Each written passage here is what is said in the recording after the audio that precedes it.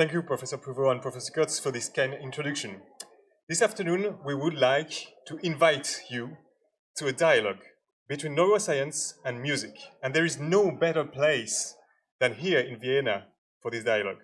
We will present you functional MRI results in professional musicians, and we will explore what happens when a neuroradiologist, I, and a musician, Anne-Isabelle, try to understand the same brain together. So, why are we interested in the brain of expert musicians? Professional musicians represent an extreme model of long-term training. They practice for years, like elite athletes. They repeat the same movements thousands of times, but music is not only motor practice. It also engages hearing, fine motor control, emotion, memory, attention, and executive functions. We can therefore assume that this long and intense training reshapes not only the skull, but especially the brain organization over time. And this leads us to the three questions that will guide the rest of our presentations. First, is there a specific area of the brain dedicated to music? Second, which areas are commonly activated in all musicians? And then, how do instruments, learning, and relationships with music influence our brain organization? So, before we answer these fascinating questions, you might be wondering something. How did a musician and a neuroradiologist end up in a communication program at ECR? Well, it all started in 2019. For the need of a TV documentary, I was asked whether, as a neuroradiologist specializing in functional MRI, I could identify specific features in the brain of a famous conductor. It's him, Alain Tinoglu. He was then at the Frankfurt Radio Symphony Orchestra. He was conducting this orchestra. So we placed this conductor in the fMRI scanner and asked him to conduct mentally while listening to the recording of his orchestra, of his own orchestra. During this task, we observed activation in multiple brain regions. These are the images obtained during this experiment. I could explain for the TV show some of these activations that were mainly related to the auditory processing and to the motor planning. So the TV show went well, I moved on, and I put these images aside, but I remained quite unsatisfied because I felt that beyond these broad explanations, some of the small activated areas were still unclear to me. And a few months later, I attended a dinner in Paris. I happened to sit next to a musician, an organist, who was also very interested in the brain. I told her about this experiment, on this conductor experiment, and I showed her the images. She immediately connected each activated area with her own musical experience. So we decided to look at these images one area at a time, all these images. And very quickly, we realized that all the regions made sense in relation to musical practice, but only a professional musician could explain certain details. For example, why a conductor activates the motor area of the throat while conducting. Don't worry, we will come back to that later. So, we wrote a scientific article about this fascinating discovery, which was published in the Journal of Neuroradiology. And since then, we have continued to collaborate in an effort to understand the brains of musicians by conducting numerous experiments. We've explored differences based on the instrument, the type of music, the way musicians learned, and more. And at one point, I even paused my career as a professional musician for a year, and I went back to university to complete a master's degree in neuroscience at the Sorbonne.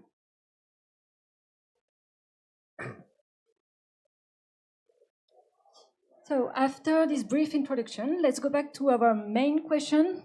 What happens in the brain of a musician? And does it work differently from the brain of a non-musician?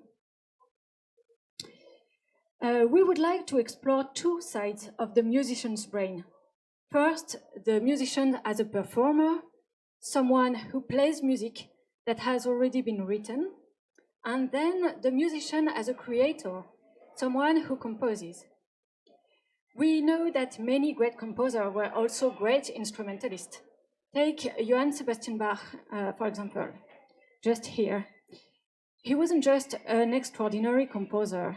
He was also a virtuoso organist, harpsichordist, and violinist. And the same is true more recently for Jimi Hendrix and Miles Davis, for example. They were both performers and creators. So we decided to look at these two sides separately. First, in the first part of our presentation, the brain of the instrumentalist, and then, in the second part, the brain of the composer. But first, let's introduce the volunteer musicians who kindly took part in our experiments. They include instrumentalists and a composer, and we chose them to reflect a wide range of instruments, profiles, and backgrounds. So first of all, we have Raquel Camarilla, a professional singer, Sylvain Blassel, a harpist, Claire Désert, a pianist, Julien Martin, a recorder player, Cécile Tête, a violinist, Alain Altinoglu, our orchestra conductor, Thierry Esquèche, who is organist at Notre-Dame de Paris, as well as an improviser and composer. And finally, to understand what makes musicians' brain unique, we replicated the exact same experiment on a non-musician. He didn't play any instrument at all, but like everyone in this room, he simply listened to music. So let us begin with the instrumental musician, the one who plays an instrument. Which areas of the brain are involved in musical performance? To answer this question, we used functional MRI. So what did the MRI, the functional MRI experiments involve? We simply placed headphones on the participants and asked them to listen to music they knew very well, often a piece they were currently practicing, for example, for a concert. At the same time, we recorded their brain activity using a block design paradigm. Our hypothesis was very simple. Listening to a familiar music would activate brain areas similar to those used when they actually play their instruments. So this is the type of images we obtained at the end of the experiment, shown here in both 3D and 2D views. We used a block paradigm which provides robust and reliable results. But these results, they represent individual data. They are not group averaged, unlike most published studies on this topic. So, you may ask, are playing and listening to music is really similar? You may think that listening is just passive. But here we have expert musicians. Our results show that it is not the case. And if you are skeptical, look at these images. For just one of our instrumentists, the flute player, the recorder player, we tested both conditions inside the scanner. It was actually the only instruments we could reasonably fit into the MRI. We tried the piano, but it doesn't work. In blue, you see the areas active during listening, and in red, those active when he plays, and the overlap is clear. In a trained musician, in an expert musician, listening to familiar music activates the same brain areas as playing it. And here is our first result. A comparison of the brain of a non-musician on the left in green and that of a musician on the right in red. They both listen to the same music. And the difference is visible to the naked eye. No need to be an expert neuroradiologist. It's clear, there is much more brain activity in the musician. Now, let's look more closely at the results from our performing musicians. Here are the images. Looking a little closer, if we make a mental effort to spot the differences, we can see that there are common areas present in each of these brains, but also differences. These differences create each musician's unique signature. They depend on the instrument they play, but also on how they learned, their relationship with their instrument, and even their relationship with music itself. We will explore the similarities and differences in the following slides, and it's truly fascinating. So let us begin with the areas that are common to all musicians. Whatever the instruments or whatever the musical style, expert musicians share some of the same brain areas. The first region is quite logical. It's the part of the brain that allows us to recognize the sounds. These are called the auditory areas, and because they are directly connected to the ear, we call them the primary auditory areas. This is the very first step in the brain's processing of sound, right after the eardrum vibrates. This area is active even if in non-musicians, in all here in the room. In fact, for them, for the non-musicians, it's the only region that lights up. This area is always found in the same place in the brain, shown here in yellow. It's located in the temporal lobe, more precisely at the very top of it. It's named after the anatomist who first described it. It's called the Heschel's gyrus. Even though this area is not specific to music, the primary auditory cortex can already distinguish sounds according to their pitch.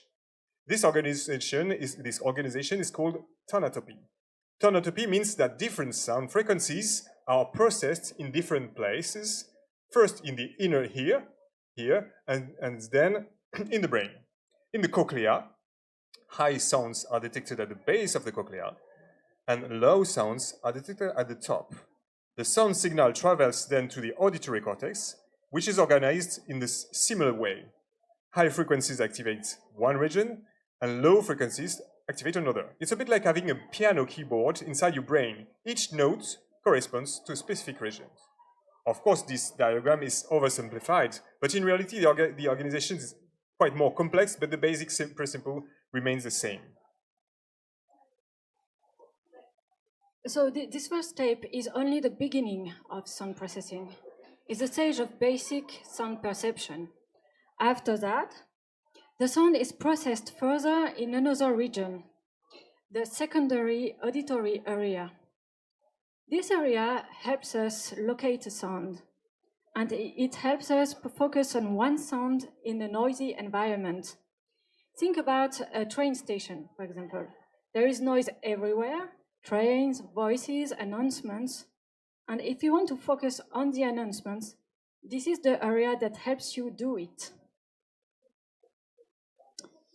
It's the same at a party. You focus on your friend's voice, even with lots of background noise. This is not at the cocktail party effect. It also helps you react to important sounds. For example, a car you haven't seen but can hear approaching. And finally, it helps you recognize sounds. It allows you to say what you are hearing. For instance, to tell the difference between someone knocking at the door and a phone vibrating on a table. So if we go back on our brain image, we can see where this area is. It's located just behind the primary auditory cortex. And this region is called the planum temporale. It plays a key role in the understanding and processing sounds. You may know it better by another name. In the left hemisphere, it corresponds to Wernicke's area. Here you can see it on the brain of one of our musicians. As we just said before, it's located just behind the primary auditory area. And on this brain scan of our composer, Thierry Esquèche, you can see both planum temporale areas in blue on the right and on the left. Each side has a specialization. As you may know, the left planum temporale specializes in language. As soon as you hear words, it helps you decode them. Right now, as you listen to us, your left planum temporale is active. The left planum temporale also plays a role in processing rhythm and timing in speech and music also. The right planum temporale deals with all non-linguistic sounds, such as music. For music, it deals with the contours of melodies and recognizes the timbre of an instrument. For example, the difference between a piano and a violin. But it also has an importance for voice listening. It allows us to recognize the emotions contained in speech. This is called prosody. Prosody is the music of the voice. For example, if someone says, I was waiting for you, or I was waiting for you. The words are the same, but the emotion is not, clearly. When we think about music, we usually think about ears, sounds, emotions, but for expert musicians, it's different. When they listen to the music, their brains don't just hear the sounds, they anticipate a movement. They anticipate all the movements that are needed to play. As a result, areas are involved in movement preparations and planning become active, even though the musicians in the scanner remains completely still inside the fMRI. These areas of preparations and anticipations belong to the motor system in front of the primary motor cortex. They include the premotor cortex and the supplementary motor area, the SMA, located in the frontal lobe. The premotor cortex, in green, acts as a planning center. It prepares the movements before they are executed, for example, when playing an instrument. The SMA, the supplementary motor area, helps organize sequences of movements and also to coordinate the right and the left side of your body. In other words, these regions rehearse the action before it happens. The body does not move, but the brain is clearly ready for the concert. And here you can see the visual proof on the brain images of all our musicians. The premotor cortex and the SMA are clearly highlighted. This applies to all of them, the harpist, the conductor, the singer. When there is music, the brain prepares for action. So, here is a summary of all the common areas common to all the musicians. We first saw the primary auditory cortex, the secondary auditory cortex in the planum temporale, the premotor cortex, and finally, the SMA. So, next to these common areas that we have just seen, we will now show that there are specific areas activated only in some musicians and not in others. First, let's talk about the primary motor areas. These are the areas of the brain responsible for controlling voluntary movements. This area is obviously activated in musicians since they use their bodies to play their instruments. And they are activated even if, again, the musician is lying completely still in the scanner. But the activation is not the same for everyone. It depends on the type of instrument played, since they do not use the same part of the body. Earlier, we saw that there is a tonotopic organization for sound. In the same way, as you well know, there is a somatotopic organization for motor function. For reference, we have included the famous representation of Penfield homunculus for the motor and sensory cortices, which is certainly familiar to you. The hands and lips, which perform very precise movements, naturally occupy a large area on this map, whereas other parts, such as the back, occupy much less space. We can see these differences in the primary motor cortex in 3 of our musicians, but the same applies to the others, depending on their instrument, of course. Take our violinist. In her case, the motor area controlling the hands are strongly activated. Now, our singer, to sing, she activates the motor areas of the face, the tongue, and the larynx. She also activates the areas involved in breathing, the diaphragm and the rib cage. And then our recorder player, for him, it's both. The motor areas of the lips and tongues are both involved, as well as the fingers, while coordinating his breathing. If we look even closer, we see instrument-specific differences in the hands. Take our recorder player. Both hands, right and left, are activated almost equally. This corresponds to playing the recorder. Whereas in our violinist, the left hand is more strongly activated than the right. This also reflects how the instrument is played. On the violin, the fingers of the left hand are used much more intensively than those of the right hand, of course. We observed in some musicians another small area in the lower parts of the frontal lobe that was activated. This region is very well known. It's the Broca's area. And it, as you may know, it is involved in speech production. So it's not surprising to see this area active in singers. For them, music and speech are closely linked. So this activation makes perfect sense. But what was more surprising is that in some instrumentalists, they also show a strong activations in Broca's area. For example, our violinist.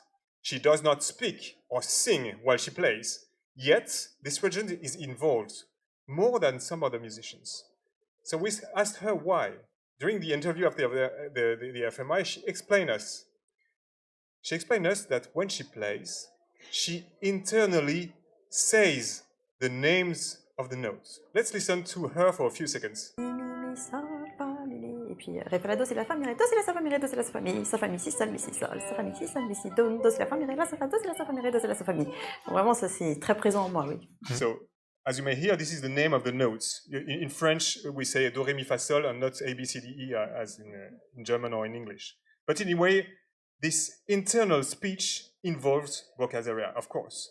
In her case, language and music work together. This supports precision, memory, and control while she plays.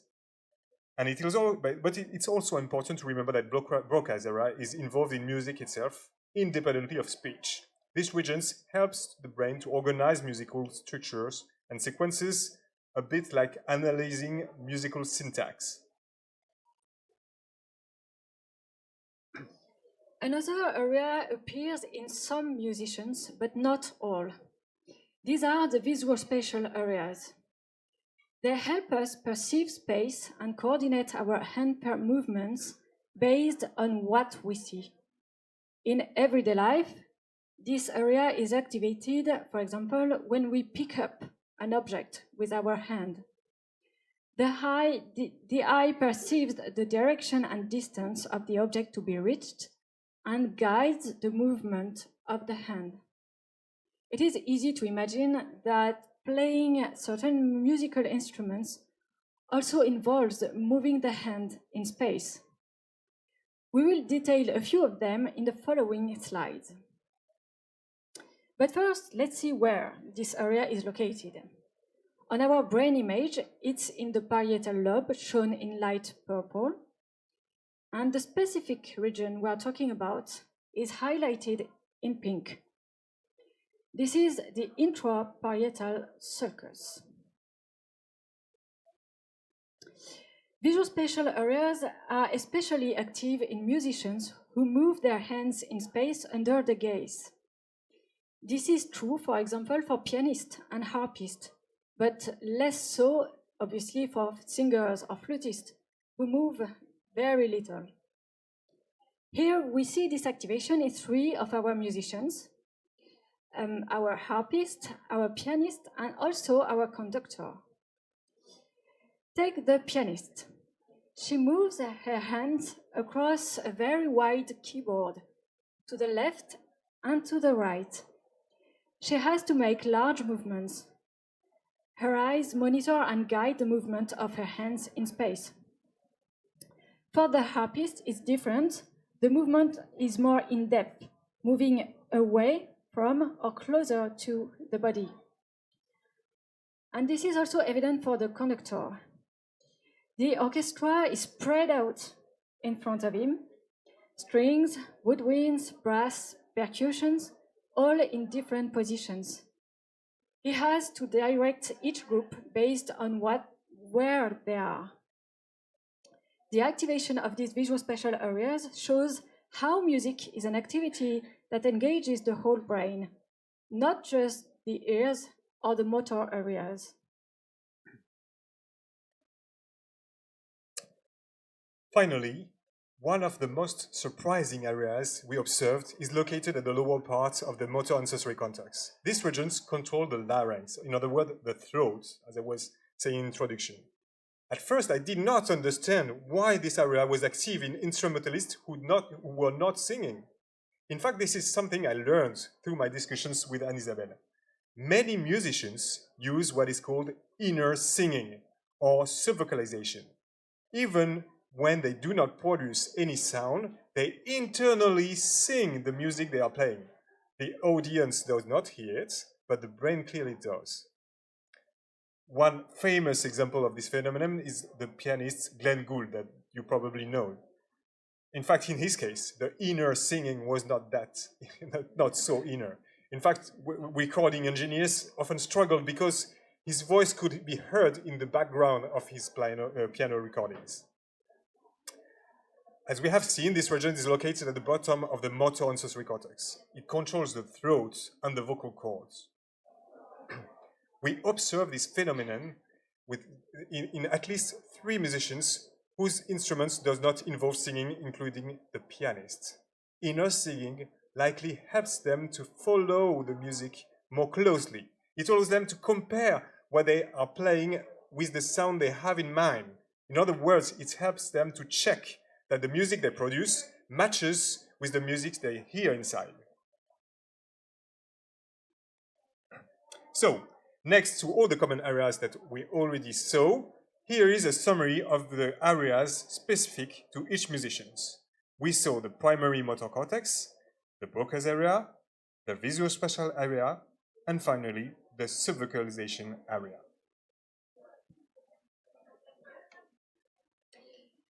We have just seen what happens in the brain of a performing musician. Now, in this second part, we will explore what happens in the brain during musical creation. To see whether different musical styles affect the brain, we asked musician, composer, and improviser Thierry Esquèche to create music in different styles. Unlike in the previous experiment, Thierry Esquèche did not listen to recording music played through headphones, but he created the music live in his head. That's the principle of improvisation. We asked him to improvise in 3 very different styles: Baroque, Romantic, and Contemporary. But you might ask yourself, is it really possible to improvise in an MRI scanner without an instrument? Our initial idea was to give Thierry Esquèche a keyboard, but this proved impossible. The restriction of not having any metal or electronic components was too great. We tested everything and nothing worked. The slightest spring or screw posed a problem. But when we asked Thierry Esquèche about it during the preparation phase, he replied in a very relaxed manner that no problem. He could improvise entirely in his head. And that's exactly what he did. While he imagined the music, we saw activation in the auditory areas, the premotor areas, and the motor areas, even though he was lying completely still inside the machine. But we also saw a strong activation in the most anterior parts of the brain. This is known as the prefrontal cortex, here in blue. In Thierry Esquèche's brain, this region was activated in all 3 conditions: Baroque, Romantic, and Contemporary, as you may see. The prefrontal cortex is responsible for executive functions. It helps us to make decisions, to plan actions, to focus our attentions, to control our impulses, and regulate our emotions. It is also closely linked to working memory. And importantly, for music, it plays a key role in creativity. As you can see, it is active in all 3 musical styles, but the pattern of activations is not exactly the same. So without going into too much detail, we can divide the prefrontal cortex into three main regions. The lateral part, shown here in yellow, is involved in planning and working memory. It helps us to make rational decisions. For example, when you try to organize the trunk of your car before going to a holiday and you realize that it's physically impossible, like it's always the case, this region is working very hard. The lower part, here in red, is linked to reward and emotion. It helps us to evaluate what feels good. For instance, when you have to choose between a pizza and a salad, this region often has a clear opinion, and usually not in favor of the salad. The inner part of this prefrontal cortex, in green, is related to personal preferences. It helps us to decide what we like or dislike, and allows us to imagine future outcomes, including whether we might regret the pizza later. In the next experiments, we will see that these three regions are involved in different ways depending on the musical style. So let's go back to the experiment. First, we asked Thierry Esquèche to improvise in a Baroque style. And he chose to improvise a fugue in the style of Johann Sebastian Bach. We let him choose the musical theme himself, and he told us when he was ready to begin the experiment. But what is a fugue? Here is an example. This is what the beginning of a fugue looks like. I have chosen to show you the beginning of the first fugue from Johann Sebastian Bach, The Art of Fugue. As you can see, the four voices enter one after another in a very codified manner, almost like a canon. This opening section is called the exposition. And here is an audio excerpt.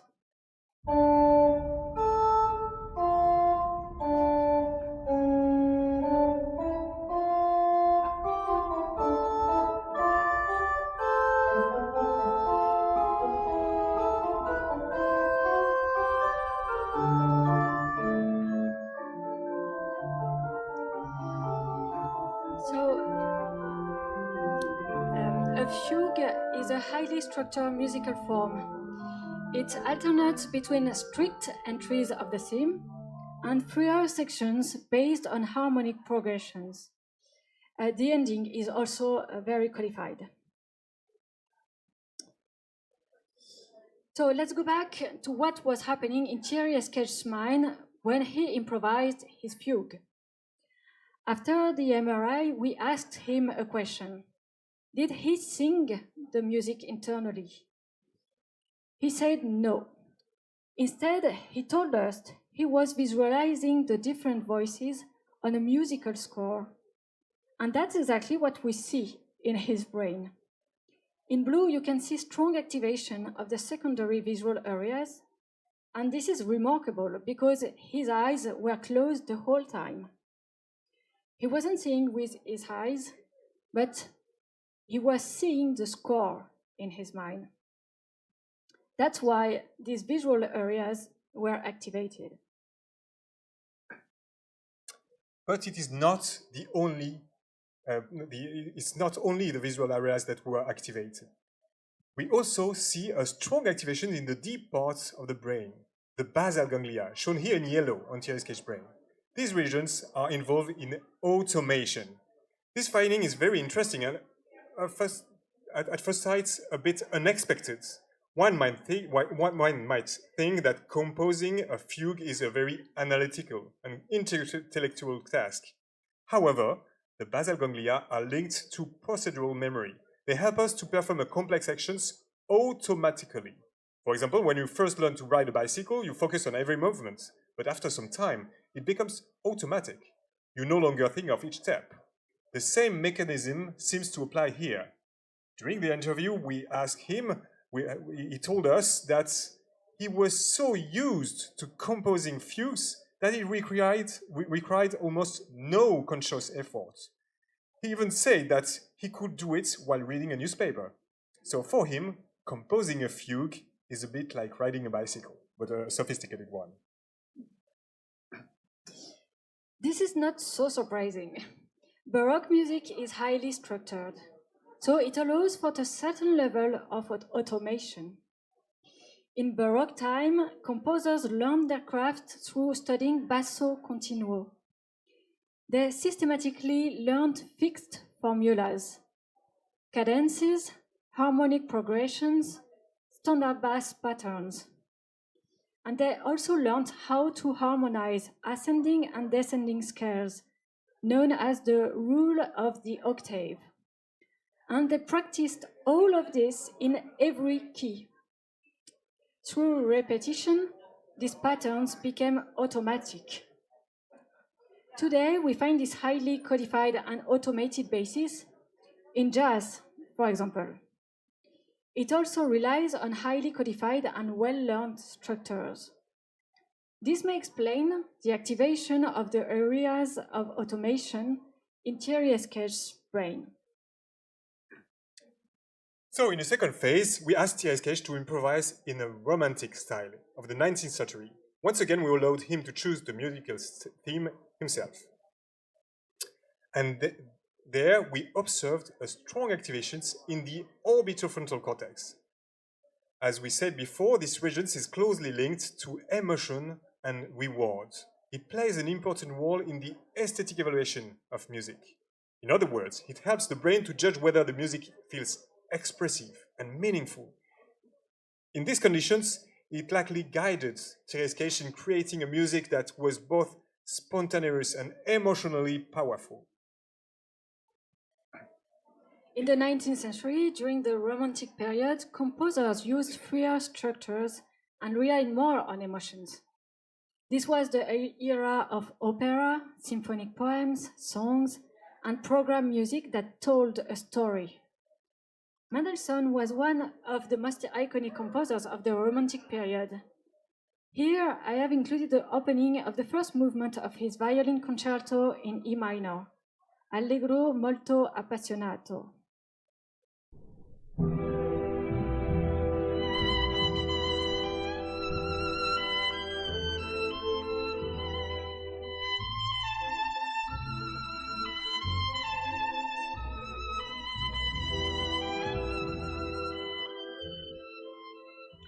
Of course, this expressive style didn't suddenly appear in the 19th century. We already find it in Baroque operas, in cantata arias, and in the Passion, for examples. So there is some overlap with the more structured Baroque style. In this kind of music, emotion plays a central role. It helps guide the composer's inspiration. And this is interesting to see activation in emotion control areas in Thierry Esquèche's brain. Finally, we asked Thierry Esquèche to improvise in a modern style. Once again, we let him choose the theme and tell us when he was ready to begin the experiment. During these improvisations, we observed areas involved in analytical processes. These areas are located on the lateral part of the prefrontal cortex. They are responsible for planning, working memory, and reasoning. In daily life, these regions help us to solve problems and make logical decisions. We have included here an illustration of a score by a 20th century Austrian composer who is emblematic of this trend, Arnold Schoenberg. The piece is called Klavierstück. I will play you the beginning of the piece.